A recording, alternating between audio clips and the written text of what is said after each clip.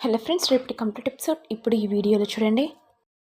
ఇక శరణ్యను జైల్లో వేయగానే, ప్లీజ్ మేడం దయచేసి నన్ను నమ్మండి, నేను అలాంటి దాన్ని కాదు. చాలే అమ్మా, కస్టమర్ తోటి డైరెక్ట్గా దొరికినా కూడా ఇంకా నువ్వు అబద్ధాలాడుతున్నావా? ఎప్పటి నుంచి ఉన్నావు నువ్వు వృత్తిలో?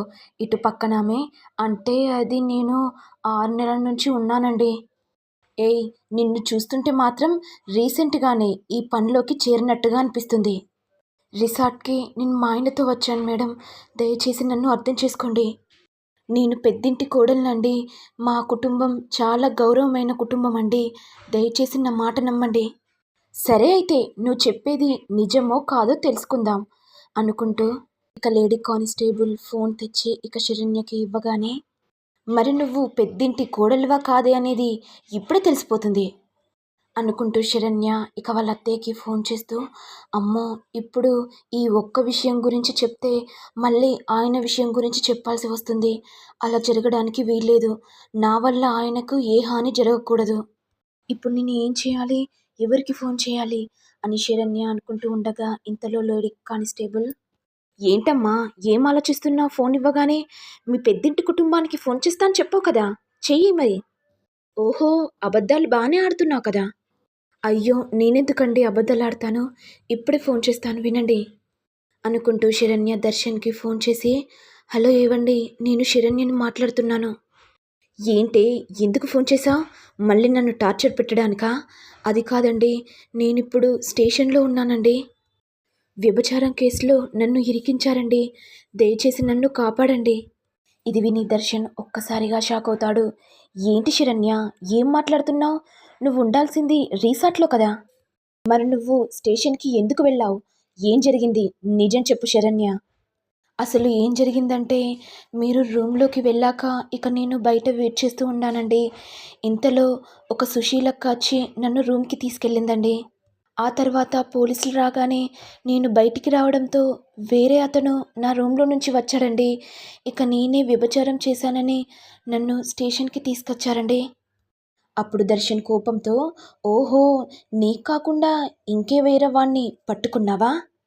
నీచపు బుద్ధిదానా, నువ్వు ఇలా చేస్తావని ఊహించలేదే. నేను సమీరాతో ఉంటున్నానని ఓర్వలేక నువ్వే వేరే అతన్ని పట్టావా? నేను సుఖాన్నిస్తలేనని వేరే వాడితో ఉంటున్నావా? ఇది విని శరణ్య ఏడుస్తూ, ఏంటండి ఏం మాట్లాడుతున్నారు, నేనేంటో నా గురించేంటో మీకు తెలుసు కదండి. ఏయ్, నువ్వెట్టుపోతే నాకేమవసరమే, నేను స్టేషన్కి రాను, నువ్వక్కడ పడి చావవే అనుకుంటూ దర్శన్ ఫోన్ కట్ చేయగానే ఇక సమీర సంతోషపడుతూ, ఏంటి దర్శన్ ఏమైంది? ఆ శరణ్య వేరే వాడితో ఉందని పోలీసులు శరణ్యని అరెస్టు చేశారు. ఏంటి దర్శన్ ఏం మాట్లాడుతున్నావేంటి, అసలు శరణ్య ఈ పని కూడా చేస్తుందా? ఏమో సమీరా, ఇది ఇలా చేస్తుందని నాకు తెలీదు. చిచి, దాని మొహం చూడాలంటేనే విరక్తి కలుగుతుంది. అలాంటిది నన్ను స్టేషన్కి రమ్మంటుంది, ఎలా వెళ్తాను, ఆ నీచురాలతో ఎలా మాట్లాడాలి అని దర్శన్ అంటుంటే ఇదంతా సమీర విని, అమ్మయ్య, ఇప్పుడు దర్శన్ నా గ్రిప్పులోకి వస్తున్నాడు, ఎలాగైనా సరే ఈరోజు రాత్రి దర్శన్ నాకు సొంతం కావాలి, అప్పుడే కదా ఆ ఇంటికి కోడలనవుతాను.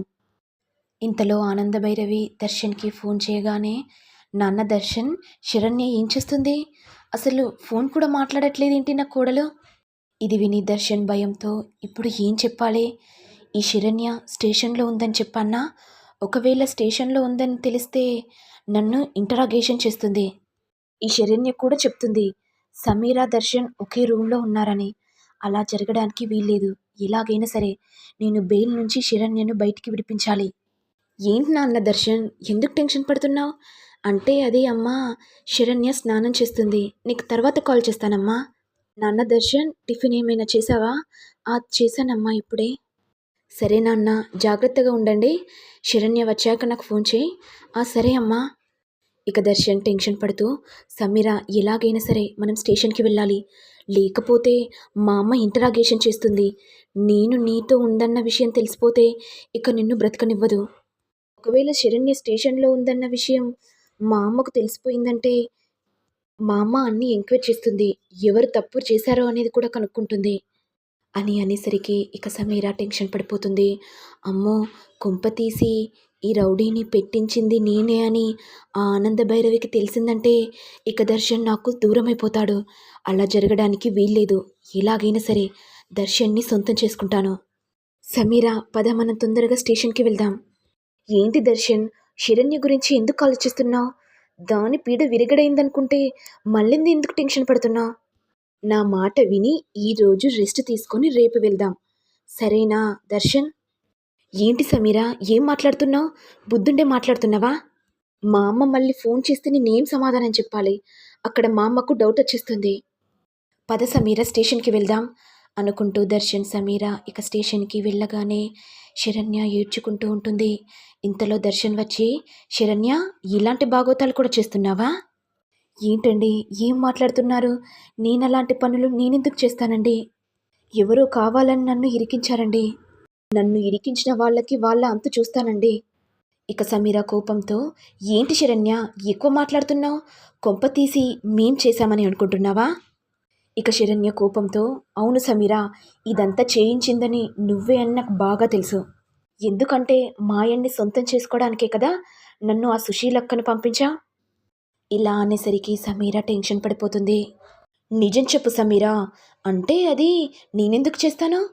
ఇక దర్శన్ కోపంతో, ఏయ్ నీచురాలా, చేసిందంతా చేసి నా గర్ల్ ఫ్రెండ్ మీద నూకుతావా? ఏవండి, నేను నిజమే చెప్తున్నానండి.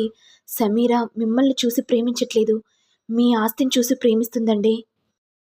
ఏంటి, నువ్వు కూడా కదా నా ఆస్తిని చూసి ప్రేమించావు, నన్ను పెళ్లి చేసుకున్నావు, మళ్ళీ నా సమీరాని అంటావా? అయ్యో, నేను చెప్పేది వినండి. సమీర మంచిది కాదండి. తను మీ మీద ఏదో స్కెచ్ చేస్తుందండి. తన మాయ మాటల మీద పడి నన్ను ద్వేషిస్తున్నారు. ఏయ్, అసలు స్టేషన్కి రాకుండా ఉండాల్సిందే, నీ వల్లేనే ఇప్పుడు ఇక్కడికి వచ్చాను. ఎంత మహానటిలాగా యాక్టింగ్ చేశావే! ఈ విషయం మా అమ్మకు తెలిస్తే గౌరవం పోతుంది, ప్రతిష్ట పోతుంది. నీ వల్ల మా ఉమ్మడి కుటుంబం సర్వనాశనం అవుతుంది అని దర్శన్ అంటుంటే శరణ్య ఏడుస్తూ ఉంటుంది. మరి నెక్స్ట్ ఎపిసోడ్లో ఏం జరుగుతుందో చూడాలి. మరి మీకు వీడియో కనుక నచ్చినట్లయితే లైక్ చేయండి, షేర్ చేయండి, సబ్స్క్రైబ్ చేయండి. Thank you all.